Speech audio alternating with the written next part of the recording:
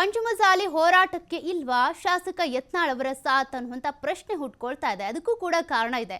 ಸದನದಲ್ಲೂ ಸದ್ದಿಲ್ಲದೆ ಕುಳಿತಿದ್ದಾರೆ BJP fire brand. ಮೀಸಲಾತಿ ಹೋರಾಟ ಪ್ರಸ್ತಾಪ ಮಾಡದ ಶಾಸಕ ಯತ್ನಾಳ್ ಪ್ರತಿಭಟನಾಕಾರರ ಮೇಲೆ ಲಾಠಿ ಚಾರ್ಜ್ ಬಗ್ಗೆ ಕೂಡ ಪ್ರಸ್ತಾಪ ಮಾಡ್ತಾ ಇಲ್ಲ.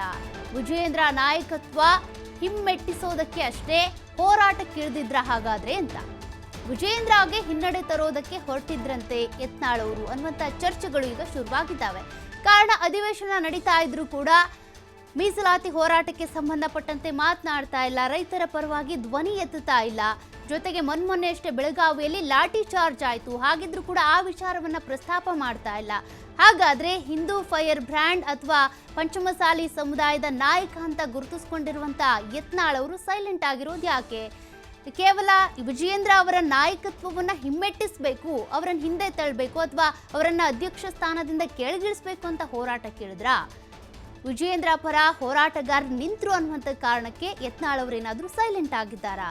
ಲಾಭ ನಷ್ಟದ ಹೋರಾಟದಲ್ಲಿ ಬಿಜೆಪಿ ಶಾಸಕ ಯತ್ನಾಳ್ ಅವರು ಸೋತ್ ಬಿಟ್ರಾ ಅನ್ನುವಂಥ ಪ್ರಶ್ನೆ ಈಗ ಹುಟ್ಕೊಂಡಿದೆ. ಕಾರಣ ಈಗಾಗಲೇ ವಿಜಯೇಂದ್ರ ಅವರ ನಾಯಕತ್ವವನ್ನ ಇಷ್ಟಪಡದೆ ಅದಕ್ಕೆ ಅಸಮಾಧಾನವನ್ನ ವ್ಯಕ್ತಪಡಿಸಿ ಅವರು ಹೋರಾಟ ಮಾಡ್ತಾ ಇದ್ರು.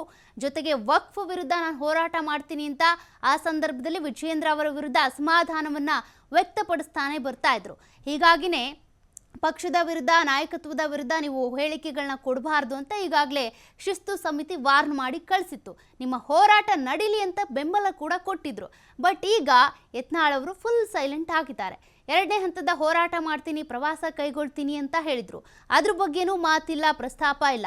ಮತ್ತೊಂದು ಕಡೆ ಅಧಿವೇಶನದಲ್ಲಿ ಪಂಚಮಸಾಲಿ ಸಮುದಾಯದ ಮೀಸಲಾತಿ ಬಗ್ಗೆ ಚರ್ಚೆ ಆಗ್ತಾ ಇದ್ರು ಕೂಡ ಯತ್ನಾಳ್ ಅವರು ಅದಕ್ಕೆ ಸಂಬಂಧಪಟ್ಟಂತೆ ಏನೂ ಪ್ರಸ್ತಾಪ ಮಾಡ್ತಾ ಇಲ್ಲ.